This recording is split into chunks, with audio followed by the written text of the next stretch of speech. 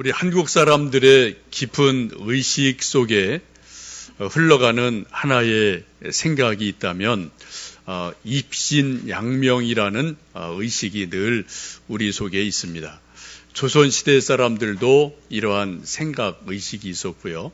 또 우리 21세기를 사는 우리 현대인들도 우리 한국인들 많은 사람들 마음속에 입신양명이라는 그런 생각 의식들이 깊게 흘러갑니다.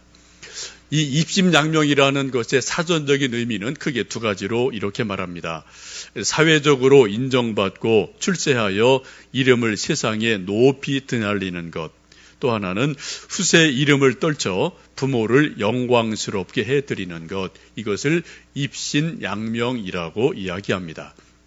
한마디로 출세해서 이름을 높이 날려서 자기가 유명 인사가 되고 그로 인해서 부모님들 이름을 높여드리는 것, 이런 것을 입신양명이라고 이야기를 합니다. 이것이 조선시대에는 과거에 급제하는 것으로 나타났죠. 21세기 요즘은 소위 예능인이 되어서 텔레비전에 많이 나오고 인기를 많이 끄는 것, 혹은 큰 거부가 돼서 이름을 날리는 것, 혹은 정치인이 돼서 권력을 잡는 것, 혹은 유명한 대학에 들어가는 것, 뭔가 좀 세상에 매스컴을 타고 유명 인사가 되는 것을 요즘도 많은 사람들이 이렇게 저렇게 생각을 합니다.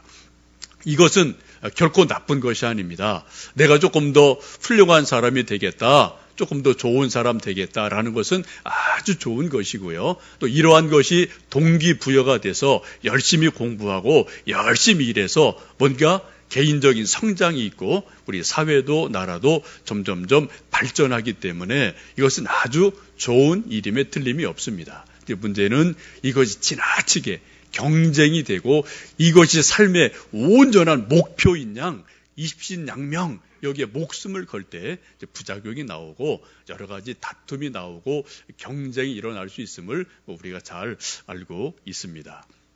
여러분, 이 세상의 모든 사람들은, 인류 역사에서 살았던 모든 사람들은 이름이 지금 우리 기억 속에 있든 기억하지 못하든 각자 다 이름이 어쨌든 있었습니다. 이름을 다 남기고 또 다 사라지고 말았죠.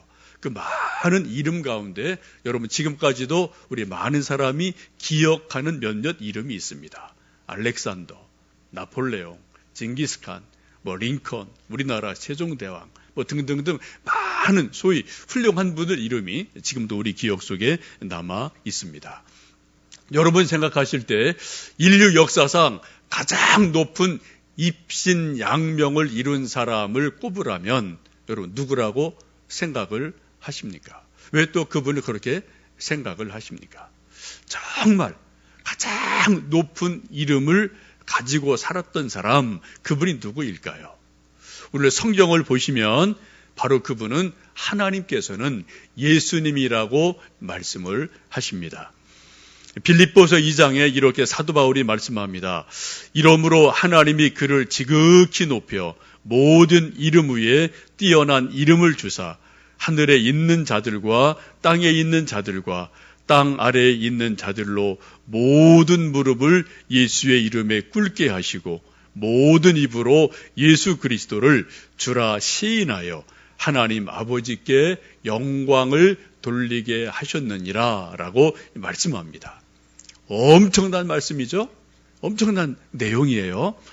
이 세상의 모든 사람들이, 모든 무릎이 예수님 앞에 무릎을 꿇게 하신다. 그리고 모든 입술이 예수님을 주라고 고백하게 하신다라고 말씀을 합니다.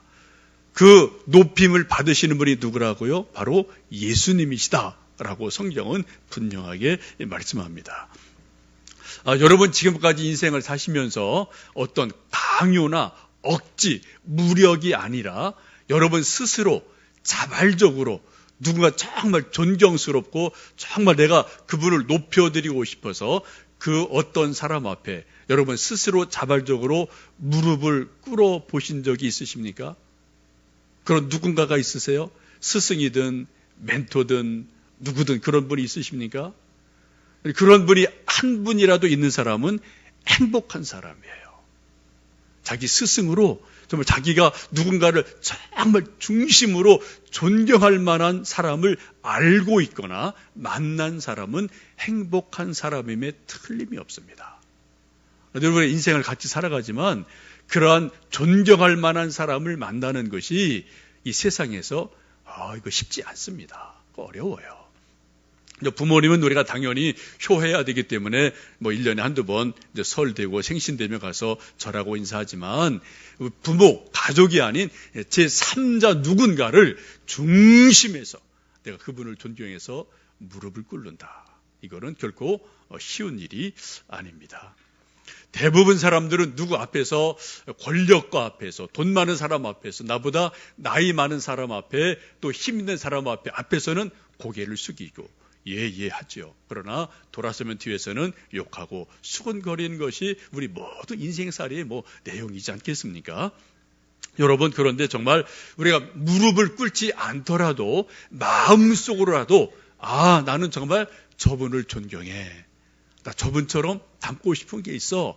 라는 그 어떤 한두 분을 여러분 마음속에 생각하고 닮아가고 있다면 여러분 그런 인생은 정말 행복한 인생임에 틀림이 없습니다. 오늘 사도 바울이 말씀하기를 예수님이 어떤 분이라고요? 이 세상에 있는 모든 이름들이 하늘에 있는 것들은 영적인 존재를 말하죠. 천사들과 모든 영적 존재들도 예수님의 이름 앞에 무릎을 꿇는다.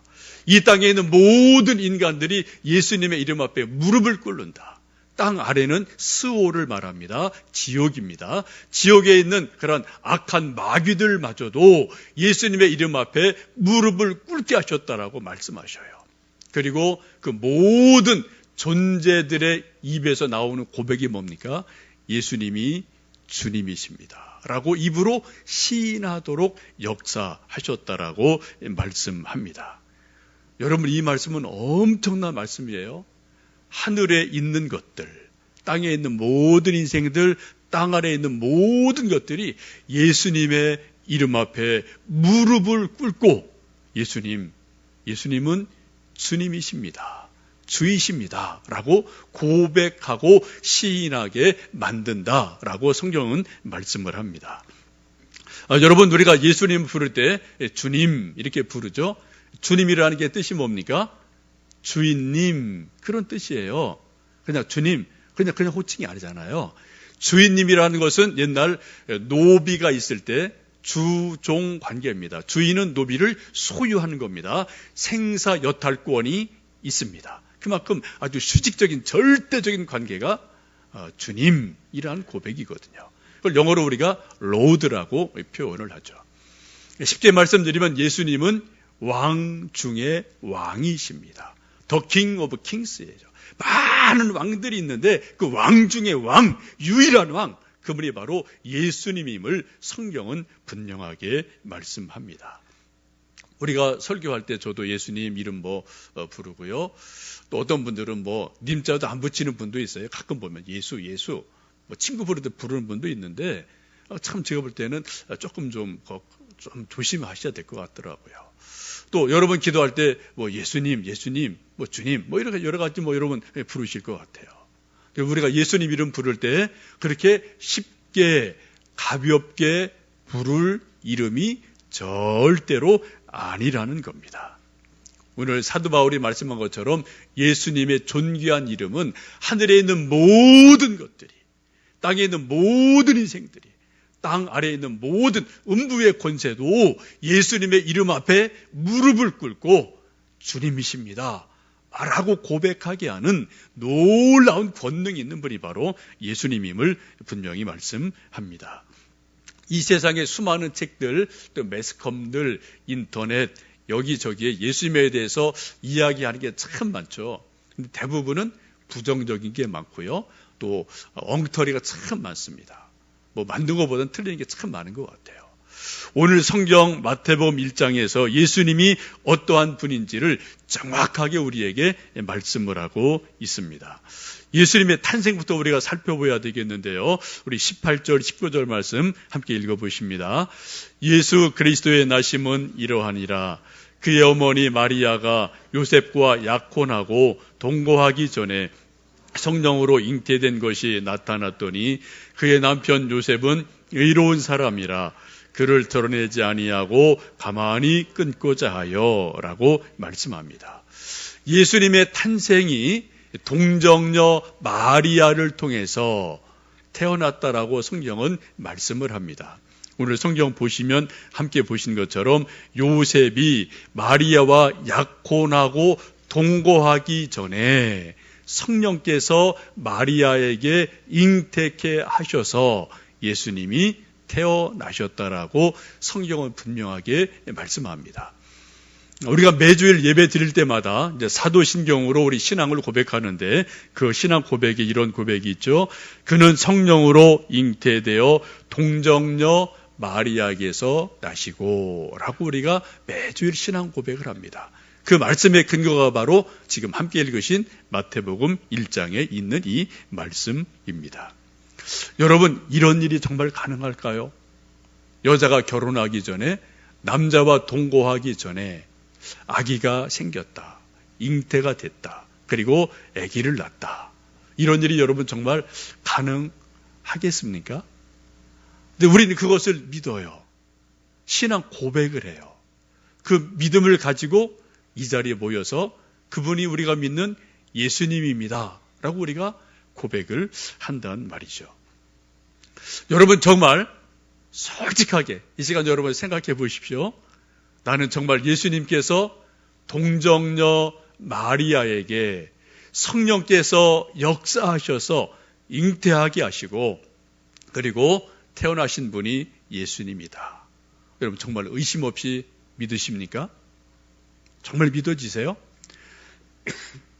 아니면 마음속에 혹시 그런 게 어떻게 가능하지라고 혹시 갸우뚱하면서 마음속에 뭔가 좀 의구심을 갖고 있지 않으신지 한번 깊이 생각을 해보시면 좋겠습니다.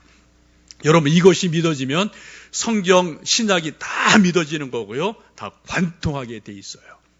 근데 만약에 이 말씀이 믿어지지 않으면 신약 성경은 여러분에게 믿어지지를 않습니다. 이해될 수가 없습니다. 우리 하나님의 말씀으로 다가올 수가 없습니다. 제가 전에 교회에 있을 때 어떤 남자 집사님 아주 똘똘한 분이 계셨는데 그분이랑 여러 번 만나고 이런저런 또 성경 공부도 좀 하고 했던 분이 있어요. 그분이 참 열심히 있는 분인데 근데 저에게 어느 날 자기 신앙의 고민을 이야기하시면서 목사님 솔직히 저 두 가지 믿음 생활을 하는데 좀 안 믿어지는 게 있습니다. 그게 뭡니까?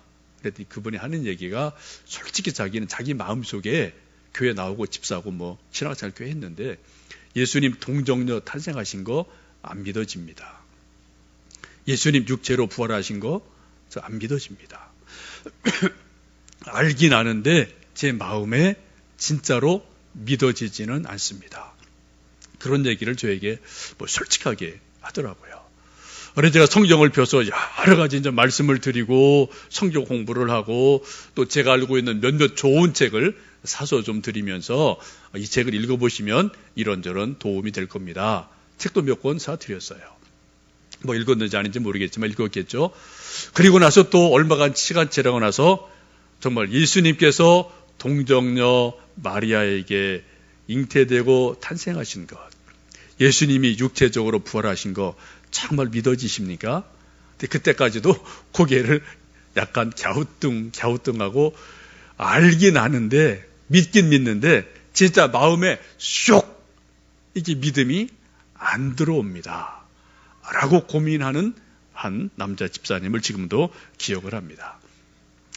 제가 그분을 만나서 여러 가지 하여튼 설명하고 기도하고 시도를 했는데 제 무력함을 느끼겠더라고요. 제 한계를 느끼겠더라고요. 이게 목사가 이렇게 설명하는 것이다? 믿어지는 일이 아니구나. 라고 느껴지면서 제 무력함을 느끼는 동시에 또 한편 생각은 정말 이것을 의심 없이 말씀 그대로 믿는다는 게, 믿어진다는 게 이건 큰 은혜구나. 하나님이 이걸 선물이구나. 라는 것을 제 마음 깊이 생각을 해본 적이 있습니다. 여러분 다시 한번 여쭙니다. 여러분 예수님께서 동정녀 마리아에게 성령께서 역사하셔서 잉태하시고 예수님께서 태어나신 것을 여러분 정말 의심 없이 믿으십니까? 이거 믿어지시면은 신약이 다 믿어지는 거예요. 예수님의 기적, 병고침, 말씀, 능력 다 여러분 믿으실 수 있어요. 근데 이게 안 믿어지면은 뒤에가 다 허물어지는 겁니다. 기초가 다 무너지는 거예요. 예수님의 동정녀 탄생이 믿어지지 않으면 신약 성경은 전설 따라 삼천리입니다. 신화에 불과합니다. 여러분, 오늘 성경은 분명히 말씀하기를 예수님께서는 성령의 역사로 동정녀 마리아에게 잉태케 하셨고 그리고 탄생하셨다라고 말씀합니다. 예수님의 탄생에서 우리가 두 사람의 큰 역할을 보게 됩니다. 마리아와 요셉이라는 사람입니다. 마리아는 하나님의 뜻에 절대적으로 순종을 해서 하나님의 일이 일어나도록 순종을 한 분이에요. 요셉은 조금 엉뚱하게 파편을 맞은 분이죠. 어느 날 갑자기 보니까 약혼녀가 점점 배가 불러와요. 자기랑 같이 결혼하기 전이거든요. 그래서 수많은 고민이 요셉에게 있었음에 틀림이 없습니다. 그래서 이런저런 분노, 고민, 걱정이 있다고 어떻게 오늘 말씀 보시면 이것을 가만히 끊고자 했다라고 성경은 말씀합니다. 자꾸 이거 들춰내지 아니냐 그냥 끊어버리고 덮어주기로 마음을 먹었음을 성경은 말씀합니다. 아주 귀한 말씀이죠. 이 세상을 보면 옛날이나 지금이나 세상에 사람 살아가는 이치는 모든 것들을 숨어있는 것을 다 들추어내는 거예요. 자꾸만 세상에 노출시켜서 자꾸만 힘들게 만드는 것들이 있습니다. 1년 전 거를 끄집어냅니다. 10년 전 거 끄집어냅니다. 100년 전 거 자꾸 끄집어내서 이게 옳다. 그래도 자꾸 말을 하고 자꾸 시비를 거는 것이 세상의 이치입니다. 지금도 그렇죠. 옛날 조선시대는요, 부관 참시라는 게 있었습니다. 누가 죽었어요. 10년이 지났어요. 무덤 묻힌 지 30년 지났어요. 50년 지났어요. 근데 다시 왕이 명령해서 무덤 팔아. 관 끌어내라. 죽은 사람 다시 잘라라. 라는 부관 참시라는 그러한 일들이 우리 역사 속에 있었거든요. 이처럼 사람들은 자꾸 지나간 걸 자꾸 캐요. 그래서 그걸 자꾸만 들추어내는 것이 세상의 이치입니다. 물론 어떤 지나간 일들 중에 분명하게 잘못된 것이 있으면은 그것을 지적해서 잘라내고 정리해야 되고 또 그것을 벌 줄 것은 벌을 줘야 돼요. 근데 그것이 지나치게 되면 어떻게 돼요? 다 죽는 거예요. 다 같이 망하는 거예요. 오늘 성경에 있는 요셉은 어떤 사람이었습니까? 분명히 마리아에게 문제가 심각하게 있어요. 어떻게 했다고요? 그것을 조용히 끊고자 했다. 덮었다라고 성경은 말씀을 합니다.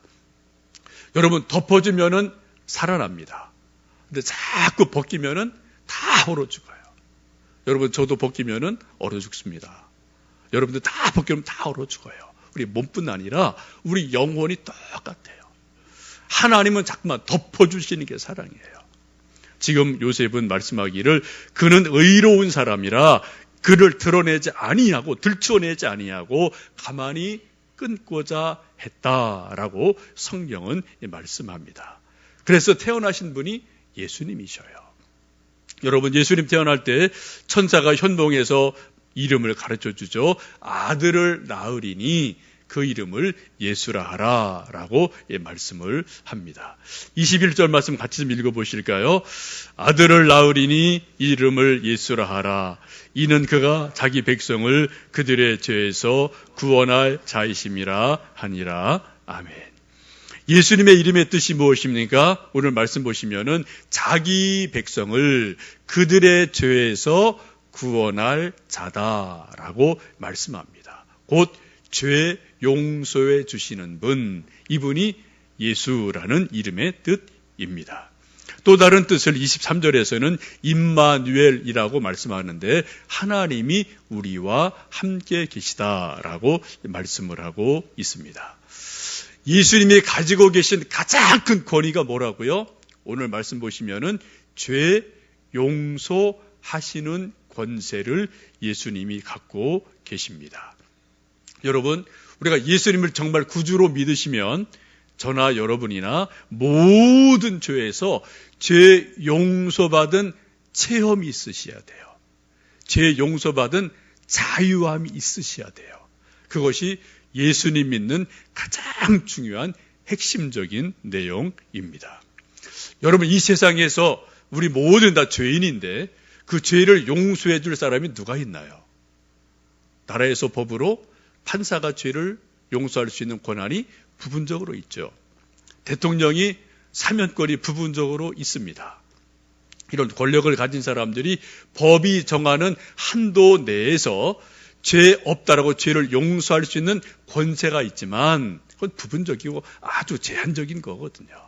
우리 모든 사람들의 원죄, 자범죄, 과거의 죄, 현재 죄, 모든 죄들을 근본적으로 용서할 수 있는 분은, 사죄권은 오직 한 분, 예수님께 있음을 성경은 분명하게 말씀하고 있습니다.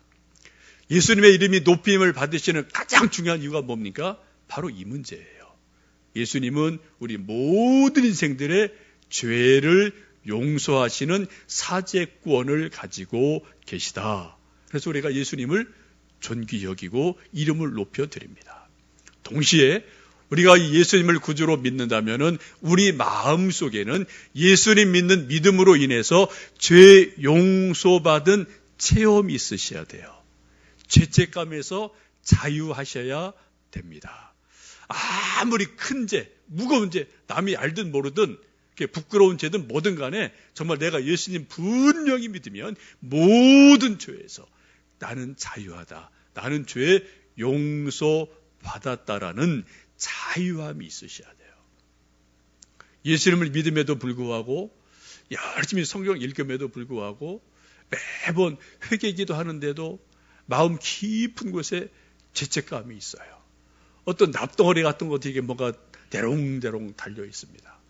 세상 말로 껄쩍지근한 뭔가가 늘 마음속에 남아있는 거예요. 아무리 기도하고 찬송을 부르고 하나님을 찾아도 늘 마음속에 껄쩍지근한 뭔가 좀 찝찝한 게 남아있다. 어떤 죄책감이 늘 뭔가 좀 이렇게 납덩이처럼 묻어있다. 여러분, 그러면 고민하셔야 돼요. 내가 정말 진짜 예수님 믿나? 내가 정말 내가 예수님을 제대로 믿나? 고민하셔야 돼요.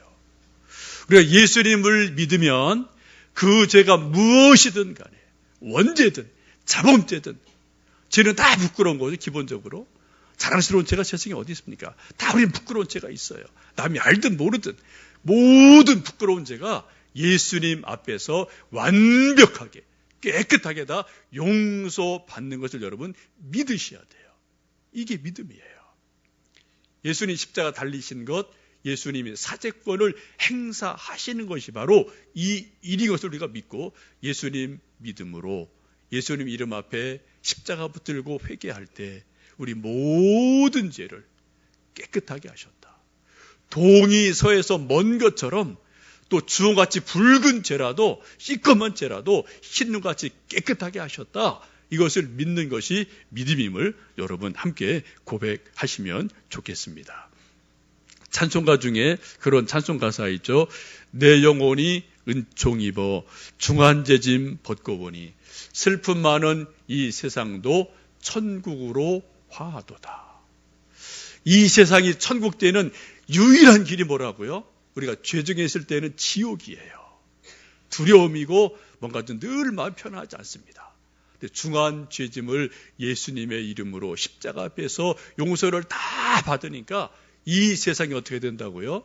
천국으로 변하는구나. 이게 우리의 고백입니다. 그리고 이 찬송을 여러분 좀 많이 오늘 부르셨으면 좋겠습니다. 예수님의 또 다른 이름은 임마누엘이라고 말씀을 하죠. 하나님이 우리와 함께 하신다라는 뜻입니다. 지난주 말씀드린 것처럼 말씀이 육신이 되어 우리 가운데 거하셔서 예수님 늘 우리와 함께 하셨습니다. 제자와 3년간 함께 하셨습니다. 부활 승천하신 후에는 보혜사 성령을 보내셔서 내가 늘 너희와 우리와 함께 하신다고 약속을 하고 계셔요. 지금도 예수님께서는 말씀으로 보혜사 성령님으로 우리와 함께하고 계시고 저와 여러분과 지금 함께하고 계십니다. 이게 임마누엘이에요.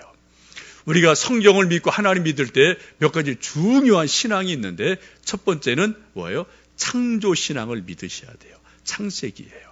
대체 하나님이 천지를 창조하셨다. 이거 믿어야지 성경이 다 풀리는 겁니다. 두 번째, 예수님의 십자가 신앙을 믿으셔야 됩니다. 예수님의 부활 신앙을 믿으셔야 됩니다. 예수님의 재림 신앙을 믿으셔야 됩니다. 마지막 하나 있다면은 임마누엘, 예수님이 우리와 지금 나와 함께 하신다는 것을 여러분 믿으실 때 이게 진짜 온전한 믿음이 됩니다. 며칠 전에 여러분 보도 보셨겠지만 영국에서 아주 재미난 일이 있었더라고요. 영국이 상당히 선진국이지 않습니까? 근데 그 선진국 앞서가는 나라에서 수상이 외로움 담당 장관이라는 장관을 세웠어요. 세계 최초의 일입니다. 우리나라의 통일부 장관, 재무장관, 내무장관, 교육부 장관, 여러 장관들 있죠. 노동부 장관 다 있어요.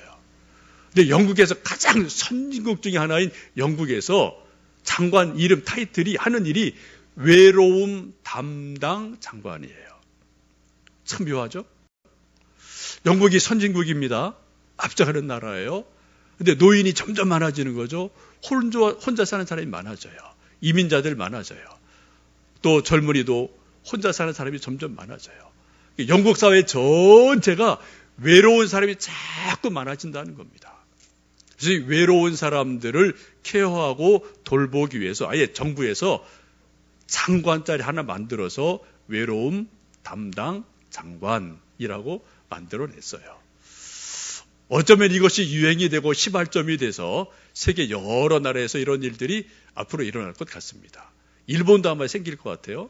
우리나라도 한 10년 지나면은 외로움 담당 장관, 이런 장관이 생길 거라고 저는 예측을 해봅니다. 왜요? 요즘 우리 현대인들은 많이 외롭거든요. 가족이 있어도 외롭고, 친구가 있어도 외롭고, 혼자 있어도 외롭고. 우리나라 통계에 의하면은 작년 25년 1인 가구가 27%입니다. 지금 30% 넘었겠죠? 그러면 적어도 3명 중에 한 사람은 혼자 집에서 혼자 사는 거예요. 노인분들, 아직 결혼한 청년들, 많은 분들이 어떤 이런 일 때문에 여건은 있겠지만 혼자 집에서 사는 가구가 약 3분의 1이다라는 것이 우리나라 현실입니다. 여러분 아시는 것처럼 우리 여기 광교 주변에도 원룸이 아주 많죠. 혼자 사는 분들이 아주 많거든요. 이처럼 외로움이 점점 많아지는 사회입니다. 여러분 다 아시죠? 혼자 밥을 먹어요. 혼족, 혼자 삽니다. 또 혼술, 혼자 술 마십니다. 술은 원래 같이 먹어야 이게 맛이 나는데 혼술이에요. 혼커, 혼자 커피 마십니다. 더 쓰죠. 하여튼 여러분 이런 일들이 지금 우리가 살고 있는 이 세상에 다른 나라 문제가 우리 문제란 말이죠. 저의 문제고 여러분의 문제가 아닌가 싶습니다. 이 외로움은 정신적인 병인데 이 전문가들에 의하면은 외로움이라는 것은 얼마나 우리에게 피해를 끼치는지 매일 하루에 담배를 15개 피 이상 피우는 것만큼이나 우리 마음에 해를 준다라고 의사들이 전문가들이 이야기를 합니다. 그만큼 외로움이 우리에게 병적인 문제가 된다라고 전문가들은 얘기를 하거든요. 여러분 우리가 외로움을 달래기 위해서 술을 마십니다. 커피를 마십니다. 친구를 만납니다. 여행을 갑니다. 카톡방을 만들어서 까똑까똑 계속 밤낮이 까똑까똑거려요. 그래도 외로워요, 여러분. 그래도 외롭거든요. 여러분 우리가 교회에 나와서 함께 손잡아주고 순모임하고 또 주방에서 함께 수고하고 함께 여러 가지 일할 때 우리가 하나님 앞에 예배를 드리면서 예수님의 사랑으로 서로 손을 잡아줄 때 우리 진정한 교제가 있게 될 줄로 믿습니다. 우리 남선교회에서 몇 주 전에 제안하셔서 우리 교회 오면은 정말 반가운 마음으로 정말 기쁜 마음으로 3사람 이상 악수하고 손잡고 인사 나누자 교제하자 이런 것을 제안했는데 정말 좋은 제안인 줄로 믿습니다. 여러분 꼭요, 그냥 혼자 그냥 바쁘다고 휙 가지 마시고요. 혼자 혼커 하지 마시고요. 혼밥 하지 마시고요. 같이 드시면 좋겠어요. 손잡아 주시고요. 같이 좀 인사 나누시고, 평안하십니까? 뭐 별일 없으십니까? 뭐 그냥 일상적인 인사겠지만, 또 우리 한번 밥 좀 먹읍시다. 그러면 커피 한잔 합시다. 말도 좀 하시고요. 또 그런 것도 만들어 보시고요. 이런 가운데서 우리가 정말 외로움을 이겨낼 수 있는 하나님의 선물을 받을 수가 있을 줄로 믿습니다. 우리 사람이 할 것은 당연히 해야 돼요. 그럼에도 불구하고 우리는 가끔 사람이 있고 친구가 있고 가족이 있음에도 불구하고 내 마음이 외로울 때가 있거든요. 쓸쓸할 때가 있거든요. 이 많은 세상에 나 혼자 있구나. 이 겨울 찬바람이 그냥 내 가슴을 휑휑 쓸고 지나갈 때가 있거든요. 이런 것이 가끔 있는 것은 그건 정상입니다. 저도 그럴 때 있어요. 아이고, 나 혼자 있구나, 쓸쓸하구나. 그건 정상이에요. 근데 이것이 일주일, 한 달, 3달, 6달 계속 이건 여러분 심각한 문제예요. 고민하셔야 돼요. 생각하셔야 돼요. 여러분, 사람을 통해 우리는 외로움을 함께 덜어낼 수가 있습니다. 하셔야 돼요. 오늘 성경 말씀 보시면 예수님이 누구시라고요? 임마누엘. 하나님이 나와 우리와 함께 하신다라고 말씀합니다. 사람이 그 무엇으로도 채워줄 수 없는 우리 영혼의 깊은 공백, 그 외로움, 그 쓸쓸함, 이것을 하나님께서 예수님을 통해서 임마누엘 하심을 우리에게 채워주신다고 약속을 하고 계셔요. 여러분, 예수님은 사제권을 가지신 분이십니다. 예수님은 임마누엘로 우리에게 오신 분이십니다. 예수 그 높은 이름을 이 시간 찬양하고 올려드리면서 주님, 내 죄를 용서해 주십시오. 나와 함께 해 주십시오. 주님의 은혜를 구하는 귀한 기도 시간 되면 좋겠습니다.